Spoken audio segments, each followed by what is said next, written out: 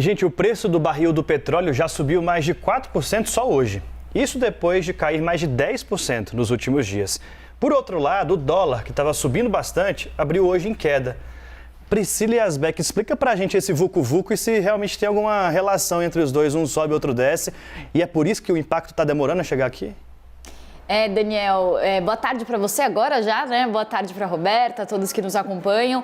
A gente teve essa notícia aí positiva de queda do petróleo nos últimos dias, inclusive algumas notícias aí relatando que isso poderia trazer um alívio no preço dos combustíveis, mas em um cenário de crise, essas notícias positivas, elas duram pouco tempo, as notícias negativas, elas acabam se sobressaindo em muitos casos. Então, os preços do petróleo chegaram a cair mais de 10% em 2 dias para $100, isso porque a crise global traz uma perspectiva de queda na demanda e aí com isso traz uma perspectiva de queda também no preço das commodities, com isso o petróleo caiu. A defasagem entre o preço aqui e o preço dos combustíveis lá fora ficou quase zerada, trouxe essa perspectiva de alívio no preço dos combustíveis, mas hoje o petróleo já está subindo quase 5% para cerca de $105, $106 e está voltando a subir depois que a Rússia ordenou a interrupção no fornecimento de petróleo de um dos maiores oleodutos do mundo, que é o Caspian Pipeline, que leva petróleo do Cazaquistão para a Europa.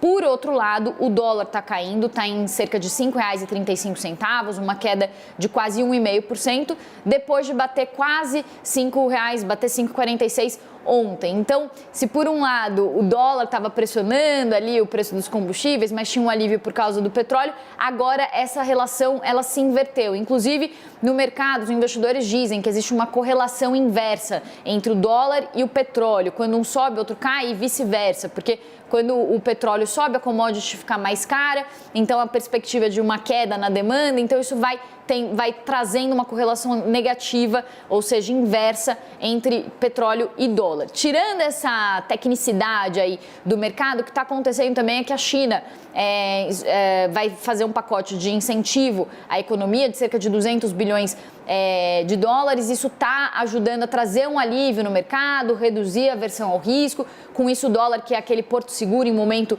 de alto risco, ele acaba recuando. Então, a gente tem esses dois cenários agora se invertendo, com o petróleo subindo, o dólar caindo. E aí, qual que é a análise que a gente faz para o preço dos combustíveis? Como que fica o resultado para a inflação aqui? O cenário é extremamente volátil, ou seja, um cenário de sobe e desce muito grande. O que dá para dizer para o consumidor, para quem está nos assistindo, é que no momento de tanta incerteza, é sempre importante prever que as soluções não vão ser tão simples, os preços não vão cair tão rápido, mesmo quando há uma queda, seja no petróleo, seja no dólar, até porque as previsões estão partindo de bancos que veem o petróleo caindo a $65, como é o caso do Citi, até bancos que estão falando que o petróleo pode subir a $380 num cenário extremo. Então, nesse cenário muito volátil e diante das previsões de guerra na Ucrânia ainda se arrastando, diante das previsões também de eleições chegando por aqui, adicionando incerteza ao nosso cenário, discussões sobre PEC dos combustíveis,